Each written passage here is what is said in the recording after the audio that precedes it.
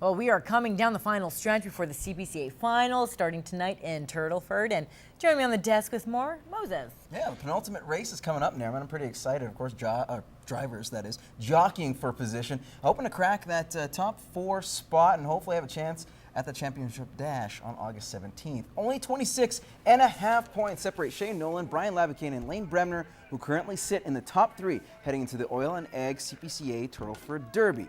As for Brian's son, Jamie Labicane, he occupies the 4th and final dash spot with Ray Mitsuing and Chris Molly within striking distance. Now, it is a short track in Turtleford, so barreling will be key. Races start 6:30 tonight and tomorrow. The final race day goes Sunday at 2 p.m. Now, it's hard to believe that we're just 1 week away till the Bobcaats open their main camp. Yes, hockey is around the corner, but in the meantime, the coaching staff and some of their players have hit the ice a little bit early as the Cats are holding their annual hockey camp at the Civic. The camp got underway Tuesday and runs till next Thursday, with various age groups hitting the ice and doing some off-ice workouts. Now, the kids say they've learned quite a bit as they get ready for their upcoming seasons. I've learned how to do tight turns and improve better on my backward skating. How to go faster backwards, that's for sure. They also say it's pretty cool getting a chance to share the ice with members of their favorite Bobcats. It's fun. I mean, they're great role models and everything.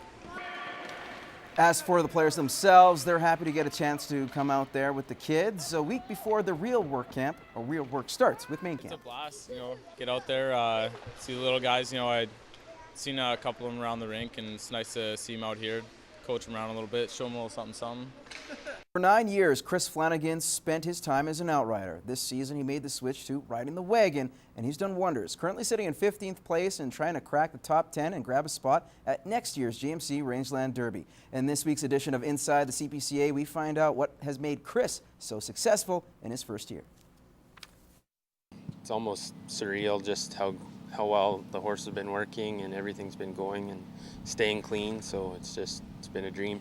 One that has come true. In just a span of a year, Kris Flanagan went from outrider to driver, facing adjustments along the way. When you screw up outriding, you screw up for somebody else. Now that you're driving, you screw up for yourself. The learning curve is steep, but the youngster has enlisted the help from his cousin, who just so happens to be one of the best in the sport. Carey is in it to win it. Here he comes to the line. You can't get going on your own. When I started, it was hard going on my own. I had Brian help me a bit, and Vern helped me a bit, and Shane helped.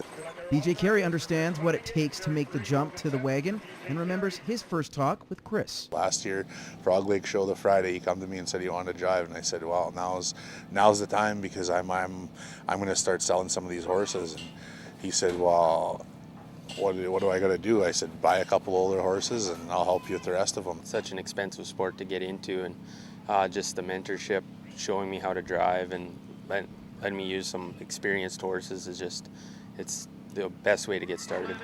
Coming down the final stages of the season, Carey has been impressed with the Meadow Lake product. When we first started this spring, I told him that you're going to get lots of pointers and you just got to take what works for you. And that's what he's done. He's done everything that he's been asked to do, and he sits up there and drives. He doesn't get too nervous. He's had a hell of a year, and he can only build off of it.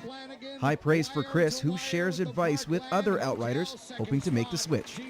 Where there's a will, there's a way, and get with an experienced driver and maybe start working for them or something, and just start picking away at buying things. It's a big step, so you got to do little bits at a time. And a quick update from the Lloydminster Rebels, who are at the Under-18 Women's Canadian Championships. After suffering a blowout loss to the Delta Heat last night, the Rebels were looking to keep their season alive. Unfortunately, that wasn't the case. After being up 3-0, the Rebels let the lead slip away and lose an 8-6 decision to the Brantford Bobcats. That is all the time we have in sports. We'll have more Newcap news and weather for you after the break.